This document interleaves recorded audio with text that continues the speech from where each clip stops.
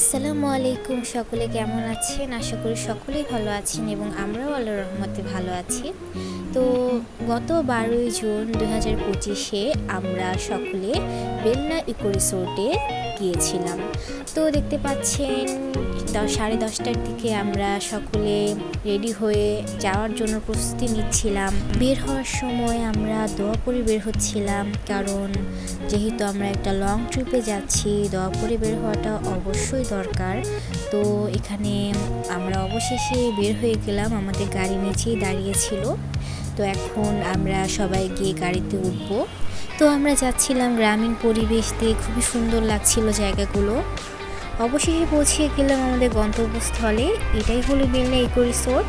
তো এখান দিয়ে আমরা ঢুকেছি, প্রবেশ মূল্য এক একজনের 100 টাকা করে নিয়েছিল।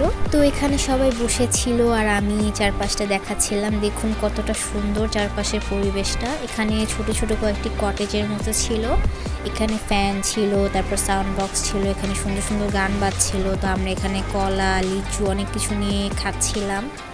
তো এখন আপনাদেরকে দেখাই চারপাশটা। তো সবার প্রথমে আমরা এসে এই ছোট্ট কটেজটার ভিতরে বসেছিলাম। এটা মাত্র 4 জনের বসার জায়গা ছিল, যেখানে লবণ আন্টি বসে আছে দেখতে পাচ্ছেন। তো এরপরে গিয়ে আমরা উঠে ওই বড় কটেজটার মধ্যে বসি, ওখানে আমরা সকলেই বসেছিলাম। খুব মজা লাগছিল ওখানে বসে থাকতে। এই যে আমি আর সামি যাচ্ছি, সামনে দেখতে পাচ্ছেন আই লাভ বেলনা লেখা বড় একটা সাইনবোর্ড আছে। এখানে সামনে আমার মেজো খালামুনি আর ফাতিহা দাঁড়িয়ে ছবি তুলছিল, এখানে আমরাও ছবি তুলেছিলাম বেশ কয়েকটা। জায়গাটা খুবই সুন্দর।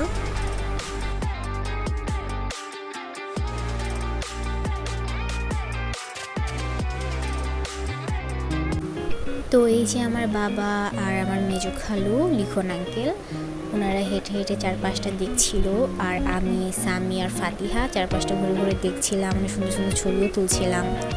এরই ফাঁকে আমরা একটু খাবার খেতে বসে গেলাম। খাবার বলতে একটু আইসক্রিম, স্ন্যাক্স এগুলো খেয়েছিলাম। তো এর মধ্যে খাওয়া শেষ করে আমার মেজো খালামণি আম্মু চলে গিয়েছিল একটু রিভার সাইডে। এখানে ছোট্ট একটা পুকুরের মতো আছে, যেখানে নৌকা চড়া যায়।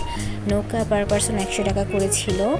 তো জায়গাটা খুবই সুন্দর। এখানে দাঁড়িয়ে দাঁড়িয়ে আমার লাবণী খালামণি, আম্মু, মেজো খালামণি আর শিমুল খালামণি এখানে দাঁড়িয়ে দাঁড়িয়ে এখানে আমার আম্মু আর আমার শিমুল আন্টি হরিণটার সাথে ছবি তুলছিল, আর আমার লাবণী আন্টি তাদের ভিডিও করে দিচ্ছিল।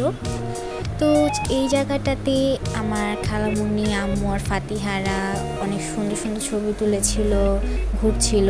এই টাইমে আমরা ছিলাম না, আমরা কোথায় যেন গিয়েছিলাম। আমি, সামি, আব্বু, লিখন আঙ্কেল আমরা অন্য জায়গায় ঘুরছিলাম।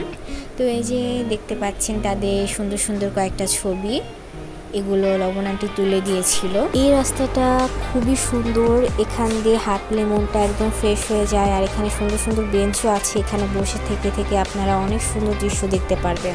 এই জায়গাটা খুবই সুন্দর, এখানে অনেক কবুতর, নানা ধরনের পাখি আর অনেক ধরনের মোরগ ছিল, মুরগি ছিল, এগুলো আমরা দেখছিলাম, খুব ভালো লাগছিল এগুলো। তারপর এসে গেলাম এই সুন্দর পার্কটিতে। এখানে জনপ্রতি 50 থেকে 100 টাকা টিকিট লাগে। আমরা কোনো রাইডে উঠিনি আমি আর সামি, কিন্তু ফাতিহা এই ট্রেনটাতে উঠেছিল। তো বাহিরে প্রচণ্ড গরম থাকার কারণে এবং লাঞ্চের সময় হয়ে আসার কারণে আমরা সবাই এসে রেস্টুরেন্টের ভিতরে বসেছিলাম। তো গতবার যখন আমরা ফ্রেঞ্চ ফ্রাই খাওয়ার জন্য এসেছিলাম, তখন লবণ আন্টি আর শিমুল আন্টি এই কটেজের ভিতরে ছিল। তো এখন আমরা লাঞ্চ করার জন্য এখানে এসেছি। এই টেবিলটার জন্য যে আমাদের কত যুদ্ধ করতে হয়েছে সেটা বলার মতো না। অনেক কষ্ট করে আমরা এই টেবিলটাতে বসতে পেরেছি, কারণ যারা আগে বসেছিল তারা উঠতে চাচ্ছিল না টেবিলটা ছেড়ে। তো অবশেষে আমাদের লাঞ্চ এসে গিয়েছে।